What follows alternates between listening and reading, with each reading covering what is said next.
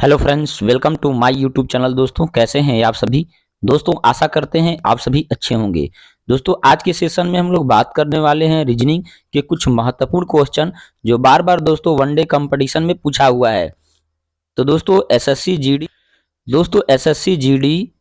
CGL, CHSL, CPO और railway competition में पूछी हुई मैंने प्रश्न को दोस्तों क्या किया है, सिलेक्ट किया है।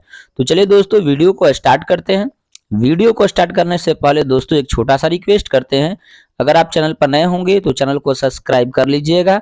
लेटेस्ट वीडियो देखने के लिए दोस्तों ऑल पर क्लिक कर लीजिएगा।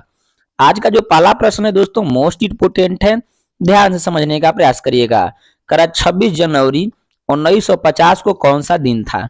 देखिए दोस्तों 26 जनवरी 1950 के बारे में पूछ रहा है कि उस दिन कौन सा दिन था। ठीक है, जब भी दोस्तों इस प्रकार का सवाल होता है कौन सा दिन हो तो आपको पहले समझना होगा दोस्तों कि कौन सा महीना दिया है, जनवरी। तो दोस्तों जनवरी का पहले कोड आपको समझना होगा या इसे आपको याद रखनी होगी। तो जनवरी का दोस्तों कोड क्या होता है, तो जनवरी का कोड 6 होता है। क्लियर।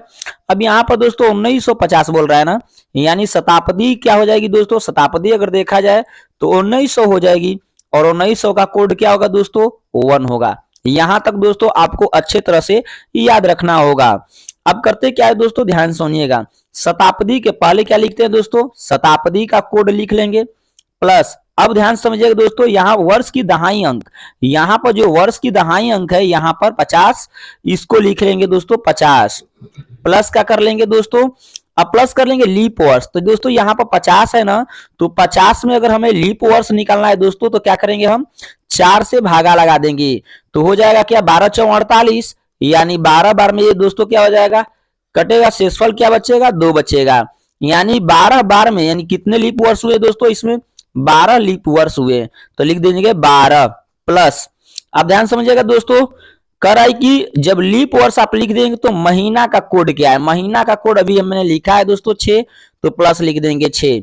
अब दोस्तों यहाँ पर 26 जनवरी दिया है ना, तो 26 जनवरी दिया है यानी जनवरी में 26 तक दिया है तो लिख देंगे 26।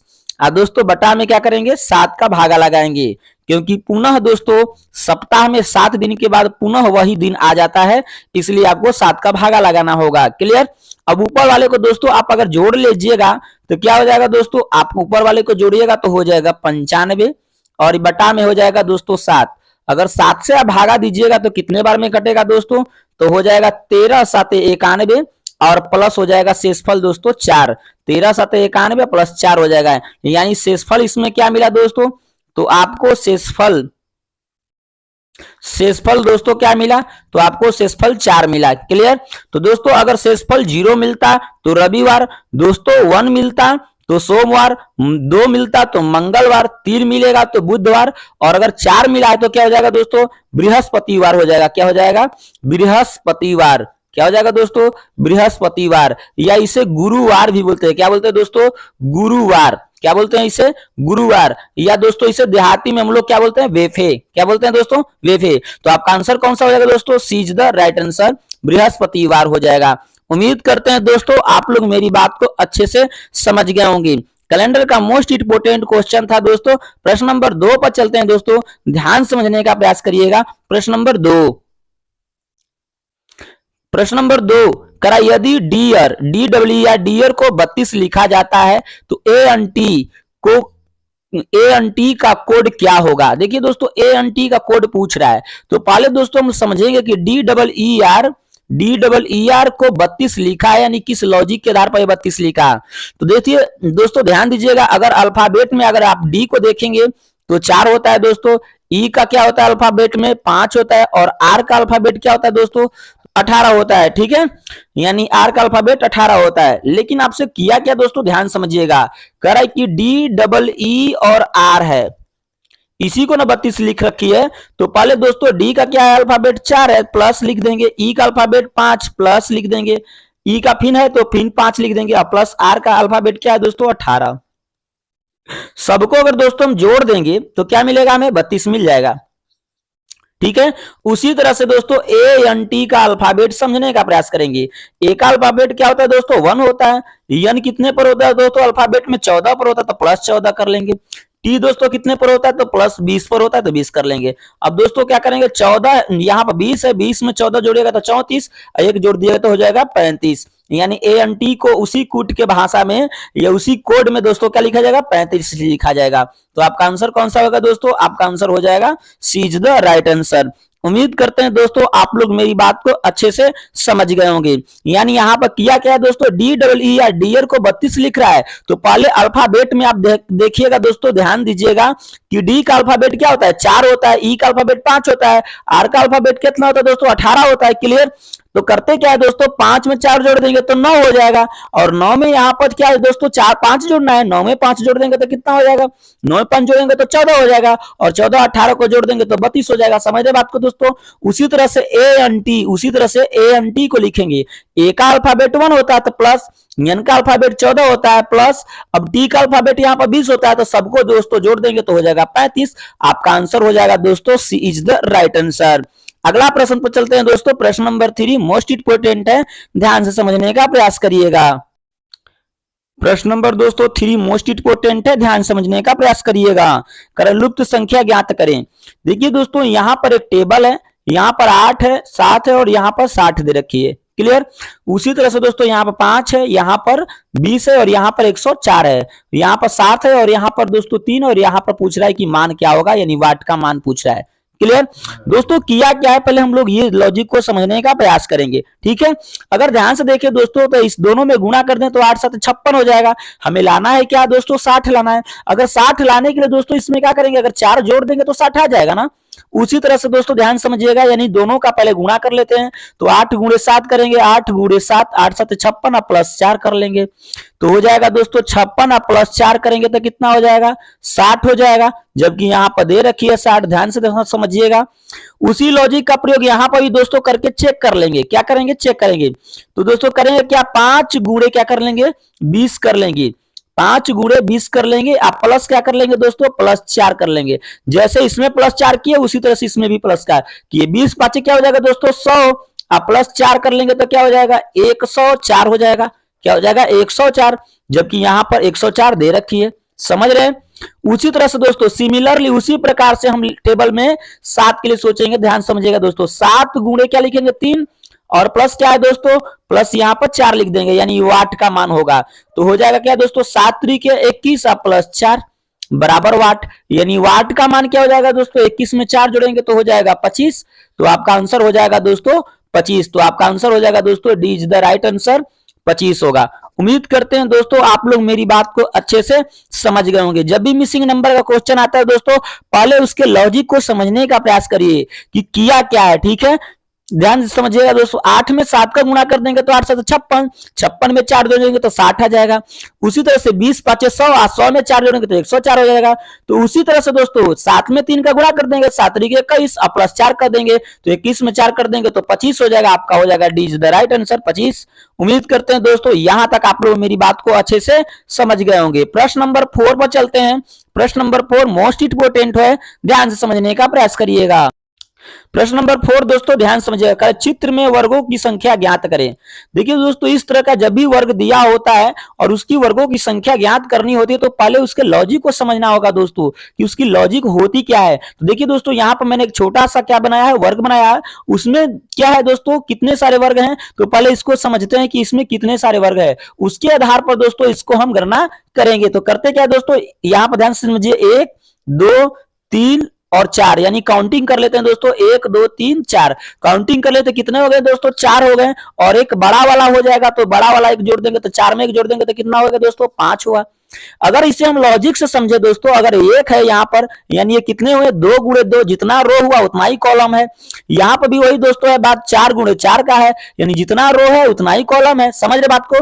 तो इसको करते क्या दोस्तों, ध्यान समझिएगा, 1 का स्क्वायर प्लस 2 है तो 2 का स्क्वायर कर लेंगे प्लस करके। तो 1 का स्क्वायर करेंगे तो 1 और 2 का स्क्वायर करेंगे तो 2 दूना के 4, 4 में एक जोड़ देंगे तो क्या होता है दोस्तों, 5 हो जाएगा। समझ रहे हैं। यानी यहाँ पर दोस्तों अगर 1 2 3 4 यानी ये छोटा वर्ग है तो हम लोग इसको काउंटिंग कर सकते हैं, लेकिन अगर इस तरह का वर्ग हो जाएगा दोस्तों तो काउंटिंग करना थोड़ा सा मुश्किल हो जाता है। इसलिए हम लोग करते क्या दोस्तों, इस वाले लॉजिक का हम प्रयोग करेंगे, स्क्वायर वाला। तो करेंगे क्या दोस्तों, काउंटिंग कर लेंगे, 1 2 3 और 4।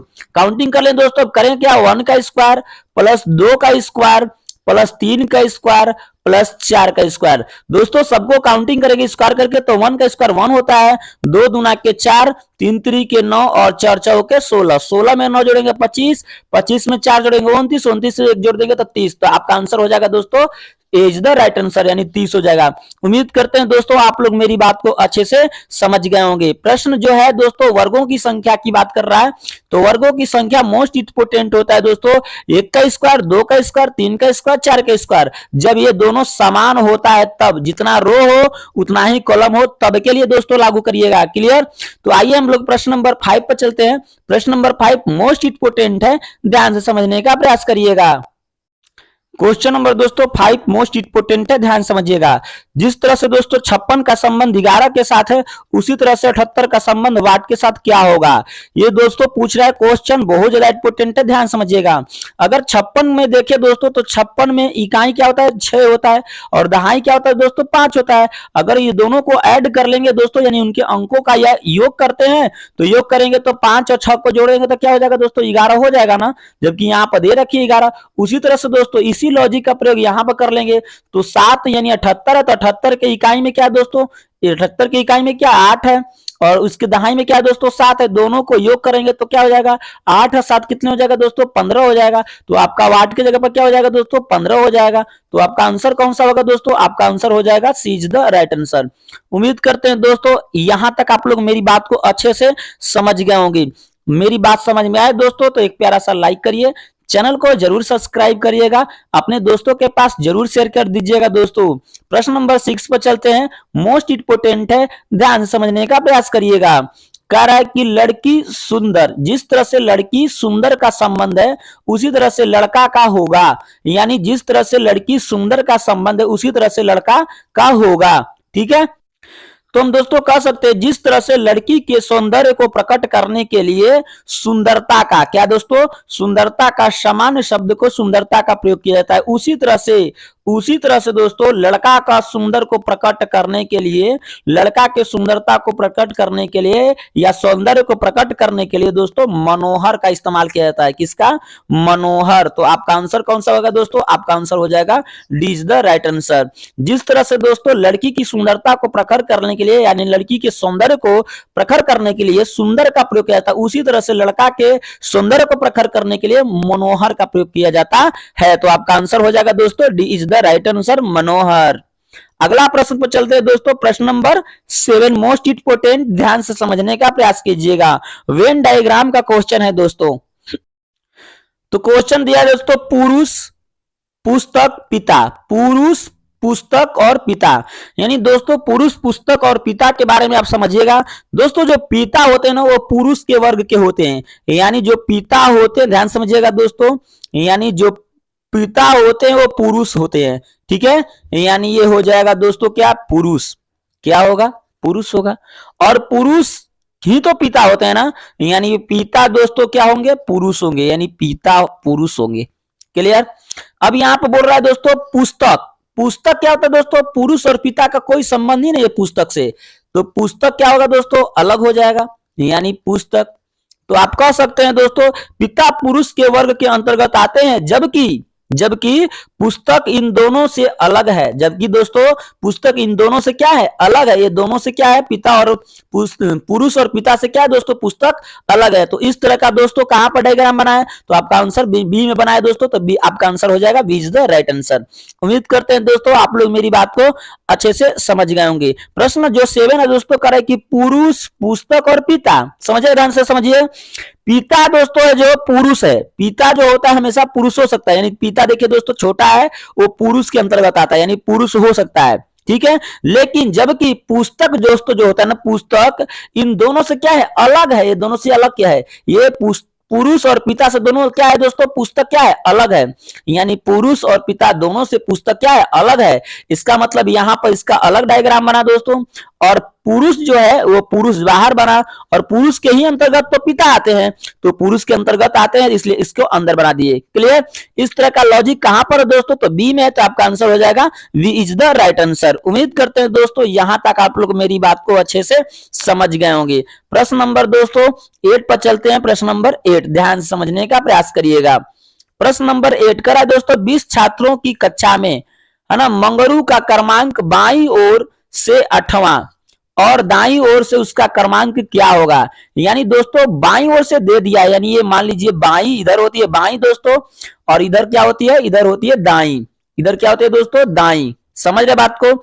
इधर बाईं होती है और इधर दाईं होती है। लेकिन कह क्या रहा है दोस्तों? क्या कर रहा है? ये रैंकिंग का क्वेश्चन है, ध्यान समझिएगा। करे रैंकिंग का मतलब स्थान पर, कर 8वां है, बाईं से कितना है? 8वां है। इसका मतलब है कि दोस्तों ध्यान समझिएगा, आपको लिखना है वाट की मानी, तो पूछ रहा है, क्या पूछ रहा है? दाईं ओर से उसका क्रमांक क्या होगा? तो आपको लिखना क्या है दोस्तों? ध्यान समझिए, लिखिएगा दोस्तों n माइनस एक्स और +1 लिख दीजिएगा, ठीक है।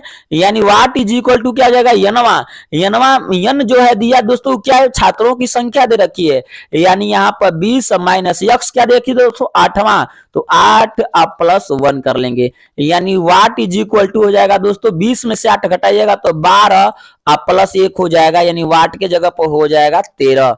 वाट के जगह पर 13, यानी 13वां स्थान पर। तो आपका आंसर कौन सा होगा दोस्तों? आपका आंसर हो जाएगा B is the right answer 13। उम्मीद करते हैं दोस्तों यहां तक आप लोग मेरी बात को अच्छे से समझ गए होंगे। आइए प्रश्न नंबर दोस्तों 9 पर चलते हैं। प्रश्न नंबर 9 मोस्ट इंपोर्टेंट है, ध्यान से समझने का प्रयास करिएगा। क्या प्रश्न नंबर 9 करा यक्स वाई की बहन है। देखिए दोस्तों यक्स और वाई का दोनों एक दूसरे की क्या है दोस्तों? बहन है। ये वाई हो गया और ये यक्स हो गया दोस्तों। ये जो है ना, ध्यान समझिएगा, वाई की बहन कौन है दोस्तों? वाई की बहन कौन है? यक्स है। तो ये बहन है, तो इसलिए मैंने इसको माइनस कर लिया और ये प्लस कर लिया। क्लियर? फिर क्या बोल रहा है दोस्तों? वाई के की पुत्री है, यानी वाई जो है वो के की पुत्री है। के की पुत्री, ध्यान समझिएगा, यानी वाई जो है वो के की क्या है दोस्तों? पुत्री, यानी के प्लस है, तभी तो उसकी पुत्री होगी। तो ये हो जाएगा पुत्री। रिलेशन भी लिखते चलते हैं दोस्तों, पुत्री, ठीक है। और ये क्या था दोस्तों? बहन। क्या है? बहन। क्लियर है? क्योंकि यहाँ पे बोला है बहन है तो बहन लिख दिए, और यहाँ पे बोल रहा है वाई के की क्या है दोस्तों? पुत्री है, तो लिख दिए पुत्री। ध्यान समझिएगा। फिर क्या बोल रहा है? के यल का पति है। के जो है ना यल का पति है, इसका मतलब यल क्या है दोस्तों? उसकी मम्मी है ना। वाई की क्या है? यल क्या है? मम्मी है। इसका मतलब दोस्तों ये दोनों बहन है, ये दोनों क्या है? बहन है। तो जब ये दोनों बहन है तो इसका मतलब इसकी माँ कौन है दोस्तों? सॉरी, इसकी पिता कौन है? के है, और उसकी माँ कौन है दोस्तों? यल है। समझ बात को? यल उसकी क्या है? माँ है। तो पूछ क्या रहा है दोस्तों आपसे? यल और वाई के संबंध पूछ रहा है, यानी ये है यल और ये है वाई, ये दोनों के बीच में संबंध पूछ रहा है। ध्यान समझिएगा दोस्तों, के क्या है? के माँ है। समझ रहे बात को? सॉरी, के क्या है दोस्तों? पिता है, क्योंकि ये इस पर प्लस लिखा है। के पिता है, उसकी पुत्री कौन है दोस्तों? वाई भी है और यक्स भी है, क्योंकि ये दोनों क्या है दोस्तों? बहन है। समझ रहे बात को? लेकिन ध्यान समझिएगा दोस्तों, के उसकी क्या है? पिता है, और उसकी माँ क्या है दोस्तों? यल है। उसकी माँ क्या है? यल है। तो फिर पूछ रहा है क्या कि वाई और यल के बीच में रिलेशन क्या होगा? तो दोस्तों किसकी होगी? माँ ही तो होगी, या माँ या तो माता लिखे। तो दोनों में से कोई सा ऑप्शन मिला है दोस्तों? और दोनों में से ऑप्शन मिल रहा है माता का, तो आपका आंसर हो जाएगा दोस्तों D is the right answer, माता या माँ। क्लियर? उम्मीद करते हैं दोस्तों यहां तक आप लोग मेरी बात को अच्छे से समझ गए होंगे। मेरी बात समझ में आया दोस्तों तो एक प्यारा सा लाइक करिए, चैनल को जरूर सब्सक्राइब करिएगा। मिलते हैं दोस्तों नेक्स्ट वीडियो में एक नई वीडियो के साथ। जय हिंद दोस्तों।